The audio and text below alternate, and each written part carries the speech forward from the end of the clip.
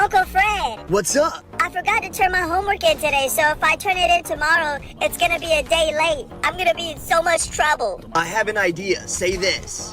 Whoa, will that work? Trust me, I'm your uncle. Okay. The next day. Why is it a day late? Yes, miss, it is a day late.